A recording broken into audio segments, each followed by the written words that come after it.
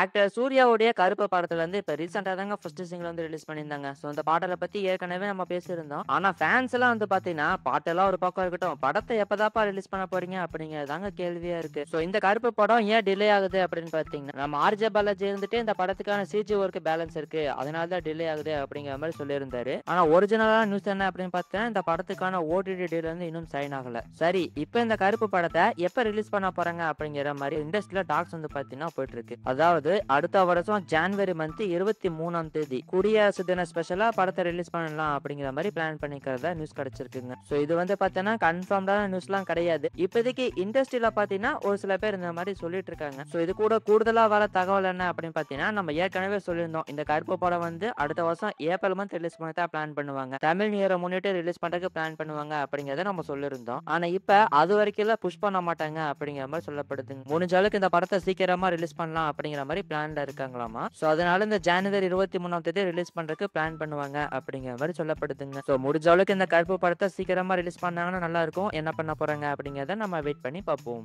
பிரதீப் ரங்கநாதனுடைய டூத் திரைப்படத்தை எடுத்துக்கிட்டோம் அப்படின்னா, இந்த படம் எவ்வளவு பெரிய ஹிட்டா இருக்கு அப்படிங்கிறது உங்களுக்கே தெரியும். 100 கோடிக்கு மேல கலெக்ட் பண்ணிருச்சு. என்னதான் படத்துக்கு அப்படி இப்படி மிக்ஸ் ரிவ்யூஸ் வந்தாலும் பிரதீப் ரங்கநாதனுக்காகவே படம் ஓடிருச்சுங்க. ஆனா இப்ப பார்த்தீங்கன்னா இந்த டூத் படத்துக்குமே ஒரு பிரச்சனை ஒண்ணு வந்துருச்சுங்க. வேற என்ன, நம்ம இளையராஜா அவர்கள் தான், அதாவது இந்த டூட் படத்துல பாத்தீங்கன்னா இந்த கருத்த மச்சான் பாட்டை யூஸ் பண்ணி இருந்திருப்பாங்க இல்லையா. சோ என் பாட்டை கேட்காம யூஸ் பண்ணிட்டாங்க அப்படிங்கிற மாதிரி இளையராஜா வந்து பாத்தீங்கன்னா மறுபடியும் கேஸ் கொடுத்துட்டாருங்க. ஏப்பா என்ன மறுபடியுமா ஃபேன்ஸ் எல்லாம் இப்ப என்ன கேக்குறாங்க அப்படின்னு பாத்தீங்கன்னா, ஏப்பா அந்த பாட்டை தான் யூஸ் பண்றீங்க, இளையராஜா கிட்ட அப்படியே பர்மிஷன் கேட்டுற வேண்டியதானே அப்படிங்கிற மாதிரி தான் கேட்டுட்டு இருக்காங்க. ஆக்சுவலா எல்லாருமே பாத்தீங்கன்னா மியூசிக் லேபிள்ல இருந்து பாட்டை வாங்கிடுறாங்க. ஆனா இளையராஜா அவர்கள் கிட்ட பாத்தீங்கன்னா பர்மிஷன் கேட்க மாட்டேங்கிறாங்க. ஏதோ ஒருக்கா 2 தடவை நடந்தா பரவாயில்ல, தொடர்ந்து இதே மாதிரி பாத்தீங்கன்னா நடந்துட்டே இருக்கு. சோ இந்த கான்ட்ரவர்சி பத்தி உங்களோட ஒப்பீனியன் என்ன அப்படிங்கறத கமெண்ட்ல சொல்லுங்க. பிரதீப் ரங்கநாதன் எடுத்துக்கிட்டோம் அப்படின்னா, இப்ப கொஞ்ச நாளைக்கு முன்னாடி நம்ம சொல்லியிருந்தோம், இப்ப எல்லைக்கே படத்தை முடிச்சதுக்கு அப்புறமா திரும்பவும் ஒரு படம் வந்து டைரக்ட் பண்ண போறாரு. அந்த படம் வந்து ஒரு சைஃபை ஆக்ஷன் பிலிமா இருக்கும் அப்படிங்கறத நம்ம சொல்லியிருந்தோம். சோ இப்போ இந்த ப்ராஜெக்ட பத்தி பிரதீப் ரங்கநாதன் ரீசெண்டா என்ன சொல்லியிருக்காரு அப்படின்னு பாத்தீங்கன்னா, ஆமா அந்த ப்ராஜெக்ட் வந்து நான் பண்ணத்தான் போறேன், அந்த ப்ராஜெக்டான பவுண்டர்ஸ் கிட்ட ரெடி ஆயிடுச்சு அப்படிங்கிற மாதிரி சொல்லிட்டாருங்க. சோ எல்லாமே ரெடியா இருக்கு, ஆனா இப்போதைக்கு அந்த படத்தை நான் எடுக்க போறதே கிடையாது அப்படிங்கிற மாதிரி சொல்லிட்டாருங்க. சோ அதற்கான காரணம் பார்த்தீங்கன்னா, இப்போதைக்கு பிரதீப் ரங்கநாதன் பார்த்தீங்கன்னா ஆக்டிங்ல தான் ஃபோக்கஸ் பண்றாராமா. சோ அதனால இப்போதைக்கு எந்த படமும் டைரக்ட் பண்ண போறது கிடையாது. சோ இது ஒரு ரீசனா இருந்தாலும் இன்னொரு பக்கம் என்ன ரீசன் சொல்றாரு அப்படின்னு பாத்தீங்கன்னா, இந்த ப்ராஜெக்ட் வந்து பெரிய ப்ராஜெக்ட், இதே மாதிரி ஒரு 2 வருஷம் ஆகுமாமாங்க இந்த ப்ராஜெக்ட் எடுத்து முடிக்க. சோ இவ்வளவு பெரிய ப்ராஜெக்ட் மேல இப்போதைக்கு கை வைக்க வேணாம் அப்படிங்கிறதுனால தான் இப்போதைக்கு நான் டைரக்ட் பண்ண போறது கிடையாது,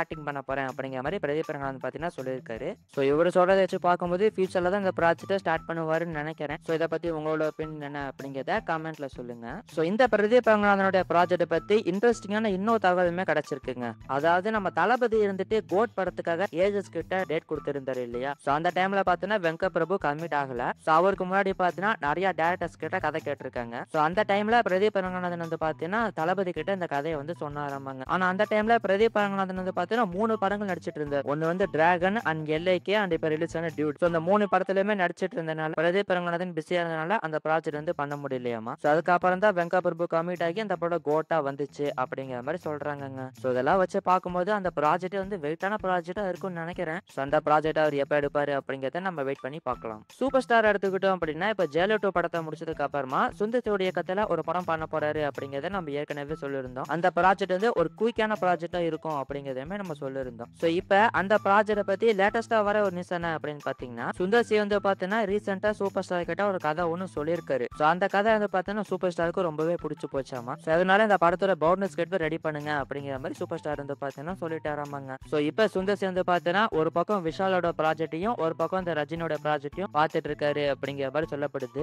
சோ சூப்பர் ஸ்டார் வந்து இந்த ஜெயலலிதா படத்தை முடிச்சதுக்கு அப்புறமா சுந்தர் சி வந்து விஷாலோட ப்ராஜெக்ட்டை முடிச்சதுக்கு அப்புறமா இந்த ப்ராஜெக்ட்டை இமிடியேட்டா ஸ்டார்ட் பண்ணிடுவாங்க அப்படிங்கிற மாதிரி சொல்லப்படுது. சோ இந்த ப்ராஜெக்டான அனௌன்ஸ்மெண்ட்டை எப்ப ரிலீஸ் பண்ண போறாங்க அப்படிங்கறத நம்ம வெயிட் பண்ணி பார்ப்போம்.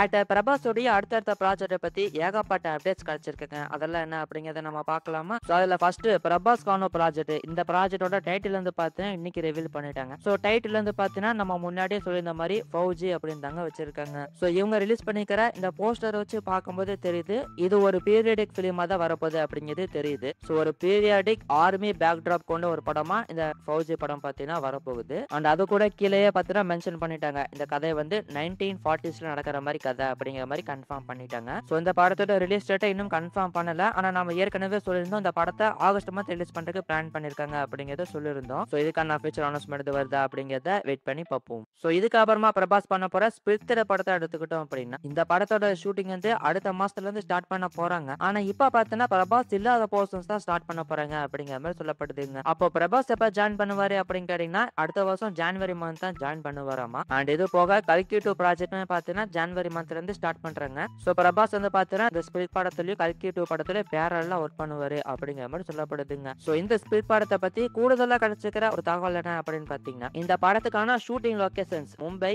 மெக்சிகோ, தாய்லாந்து அண்ட் இந்தோனேசியா இந்த இடங்கள் எல்லாம் போய் ஷூட் பண்ண போறாங்க அப்படிங்கிற மாதிரி சொல்லப்படுது. அதுவும் பிரபாஸ் வந்து பார்த்தோன்னா இந்த படத்துல 2 லுக்ல வர போறாங்க. ஒன்னு வந்து பிளாஷ்பேக், ஒன்னு வந்து பிரசன்ட். ஸோ இதுல பிளாஷ்பேக் போர்ஷன் வந்து பார்த்தோன்னா மும்பைல நடக்கிற மாதிரி இருக்கும். அண்ட் இப்ப பிரசன்ட் நடக்கிறது வந்து பார்த்தீங்கன்னா மற்ற இடத்துல நடக்கிற மாதிரி இருக்கும் அப்படிங்கிற மாதிரி சொல்லப்படுதுங்க. ஸோ இந்த படத்துக்கான ஷூட்டிங் எப்ப ஸ்டார்ட் பண்ண போறாங்க அப்படிங்கிறத வெயிட் பண்ணி பார்ப்போம். ஜனநாயகன் படத்துடைய ப்ரொடியூசரான கேவின் ப்ரொடக்ஷன். ஸோ இவங்க அடுத்ததா ப்ரொடியூஸ் பண்ண போற ஒரு ப்ராஜெக்ட் பத்தி ஒரு அப்டேட் ஒன்று கிடைச்சிருக்குங்க. அதாவது இப்ப கேவின் கிட்ட வந்து பார்த்தோன்னா ஆக்டர் பவன் கல்யாணோட டேட் வந்து பார்த்தீங்கன்னா இருக்கு. ஆனா அந்த படத்துக்கான டேரக்டர் வந்து பார்த்தோன்னா இன்னும் ஃபிக்ஸ் ஆகல. ஆனா ஒரு சவுத் டேரக்டர் அந்த படத்தை டேரக்ட் பண்றதுக்கான வாய்ப்பு இருக்கு அப்படிங்கிற மாதிரி சொல்லப்படுது. ஸோ அதுக்காக 2 டேரக்டர்ஸ் உடைய பேர் பார்த்தீங்கன்னா சொல்லப்படுது. ஒன்னு வந்து பார்த்தீங்கன்னா லோகேஷ் கனகராஜ், இன்னொன்னு வந்து பார்த்தீங்கன்னா ஹெச் வினோத். இவங்க 2 பேர்த்தால யாராச்சும் ஒருத்தங்க டேரக்ட் பண்றதுக்கான வாய்ப்பு இருக்கு அப்படிங்கிற மாதிரி சொல்லப்படுதுங்க. ஸோ எனக்கு தெரிஞ்சு பார்த்தீங்கன்னா ஹெச் வினோத் டேரக்ட் பண்றதுக்கான வாய்ப்பு தான் நிறையவே இருக்கு. நான் ஏன் ஹெச் வினோத்னு சொல்றேன் பார்த்தீங்கன்னா, லோகேஷ் கனகராஜுக்கு பார்த்தீங்கன்னா ஏகப்பட்ட லைனப் வந்து வச்சிருக்காரு. ஆனா ஹெச் வினோத் வந்து ஜனநாயகன் படத்துக்கு அப்புறமா எந்த படம் பண்ண போறாரு அப்படிங்கிறது கிளியராகவே தெரியல. அவர் எந்த படத்துல கமிட் ஆன மாதிரி தெரியலங்க.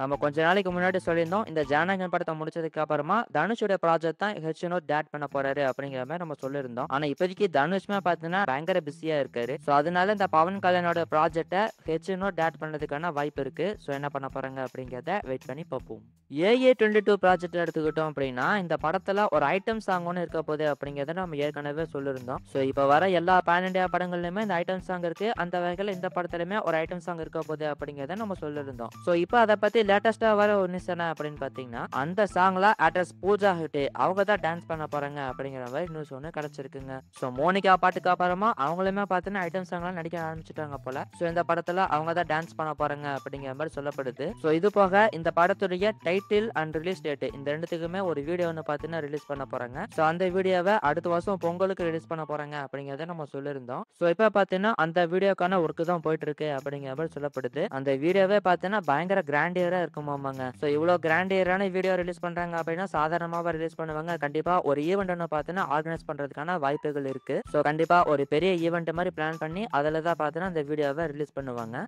ஸோ என்ன பண்ண போறாங்க அப்படிங்கிறத நம்ம வெயிட் பண்ணி பார்ப்போம்.